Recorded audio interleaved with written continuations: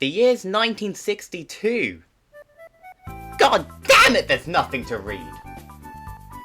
So I went to this bookshop and saw this cover. I'm not born in 1962, but I imagine this is 1962. And you see this really awesome looking superhero. Damn! His supervillains must look absolutely peak! What? What? Why does he look like that? Why does he look like that? Why? Why? Hello, my name's Cammy, but you can call me Cammy for short. Just like the last video, it's a unisex name. Ignore what Google says at all cost. So, the Green Goblin. Why the hell is he a goblin? The Green Goblin's design is always something that I've always been confused by. You have this lean, agile guy who's Spider-Man. He is the Spider-Man. Or, you know how Japan says it, Spider-Man! Sorry, that was really stupid. But yeah, the Green Goblin has always complexed me in his design. It's either that good old campiness of like 60s comic book villains, or it's like super like technical like the movie design, or it's just who the f*** is you? I guess I've been delaying this long enough, so let's talk about the Green Goblin's design at last. But wait, we're not actually going to talk about his design yet, because we have to talk about Norman Osborn first. The guy behind the mask. Yeah, some Scooby-Doo kind of junk over here. You better strap in, boys. Or girls. Or femboys. Just anyone. Anyone. Okay, all the things that you need to know about Norman Osborn before you look at the design is he's a smart, intelligent man. He's also a scientist, and he emotionally manipulates his son Harry Osborn. He owns a big company called Oscorp. That's it. That's all you really need to know about Norman Osborn now. What about this in the comics? What about that in the comics? I don't read comics. I sort of read my more professional stuff. What do you mean it's not professional? But yeah, that's all you need to know about Norman Osborn. He's smart, owns a company, and he picked a f***ing goblin out of all things to be. Okay, I'm being really harsh on the whole Norman picking a goblin to dress up as. It is very hard to pick something to dress up as. The Green Goblin's design, his original design, is definitely iconic. You can definitely tell that is the Green Goblin due to the main two colours. Of course green, because he's the Green Goblin, but also purple, which is like a royal colour. Like, whenever you see purple, you think, wow, that is a real rich person. It can also be used for like evil, villainous people. Think like Maleficent and all that. Yeah, very run of the mill, but this design is honestly pretty good when you take out the context of this is a really rich, powerful guy. But he's a rich, powerful guy.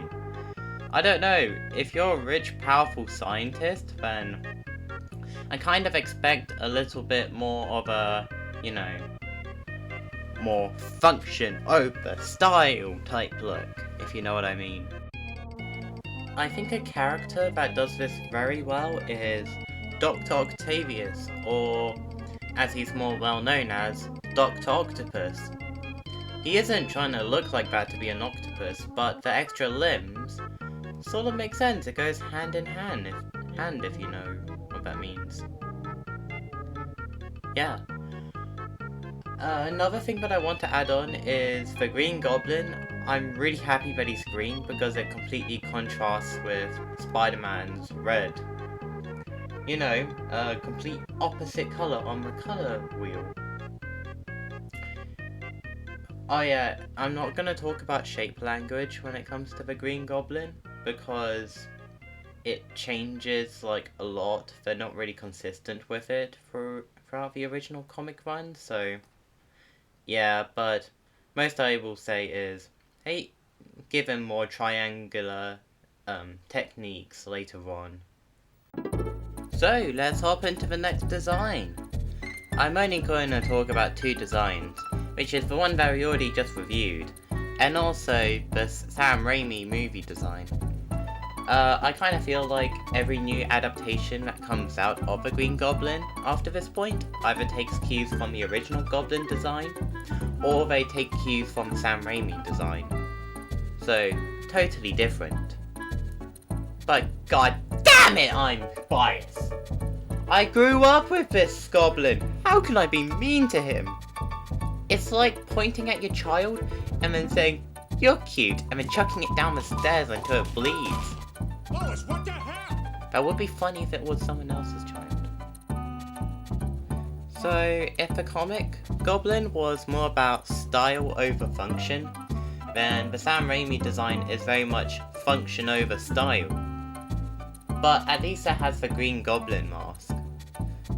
Yeah, I know that the original one technically looked better, but seeing Willem Dafoe's mouth underneath that mask, it feels so much more sinister, man. Oh god, it's beautiful. But yeah, I do agree with the body looking like a Power Ranger. I don't think it should be changed like in No Way Home with that hoodie. No, just no. But I also think that having like a satchel like the original, or even like a utility belt, would go a long way. I think that the design could use a bit more of the purple that the original design had.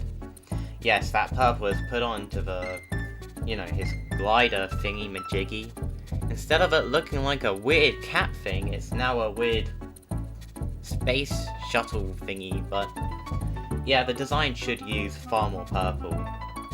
I'm not going to comment on the pumpkin bombs, because they're pumpkin bombs. I'm just going to talk about the main design for now.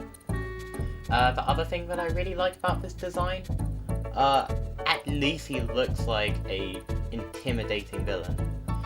The old design, as really cool as that design is, he doesn't really feel that intimidating. Sure, if you saw this guy in real life, then my god, my pants would be wet, but no, just looking on the page, he looks like a goofy little guy. But the Sam Raimi design, oh god, I better be bringing 3 pairs of pants this time. Hey, this is technically an art channel, so I gave you guys a little sketch. I'm not gonna colour it, this is the best that you're gonna get. And I have other things, you know, like college, like from what I mentioned in the last video. Yeah, so as you can see, the design is just a bit of a mix of the comic and the Sam Raimi design. More so the comic because of just how iconic that costume is. As much as I love the Sam Raimi design, if you just looked at the two pictures side by side, that is definitely a very different beast. Overall, I don't hate any of the designs. Actually, maybe you. But, yeah. Overall, the character is an amazing written, character. He's one of the best superhero villains of all time for a reason. The death of Gwen Stacy will always be phenomenal as a story. Always being one of the most influential death scenes of all of comics. But, yeah, that's my video.